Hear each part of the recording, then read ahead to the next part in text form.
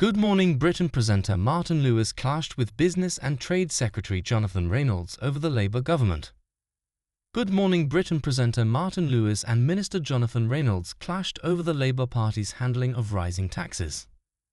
Martin told the Business and Trade Secretary, "You talk about that with energy, but when you weren't in Parliament and I used to meet with countless Labour MPs and shadow cabinet members, we used to talk about a social tariff to bring bills down for the most vulnerable. We talk about getting rid of standing charges. Now, nothing. Tumbleweed in terms of actions for consumers since you came in." He continued, "So yes, you can talk about the long-term infrastructure in your plans.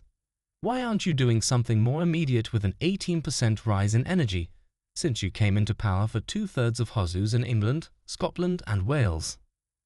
Reynolds replied, "I can assure there has been no tumbleweed in the department since the election. The ambition and determination they've got to get this country onto a future of secure, clean energy supplies is absolutely central to delivering upon that. You're right to say we've got to look at some of those short-term pressures, and there is some work underway." Martin jumped in, "We know what they are. You haven't done any of them." Reynolds replied, "The spending review is not far away where we've got the chance to do some of those things which will make a difference in the biggest way. I can't announce them. You know you've got to wait until the big announcement.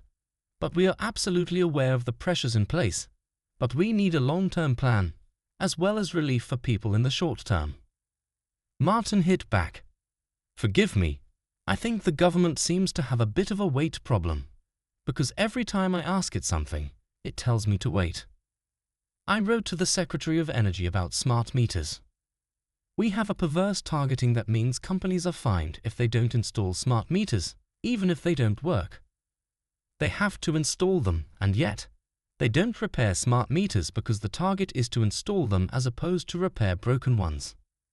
Martin continued, "I've written to the Secretary of State asking him to change this. I've had nods and smiles, but nothing's happened. Do you have a weight problem?" As Susanna chuckled, Reynolds responded, "I will make sure that you get a response to that. Again, that's a program that has got a lot of difficult things going on with it. There's a lot to fix, but we've already started." But before he could finish, Martin interrupted, "I've got another one, broadband and mobile phones.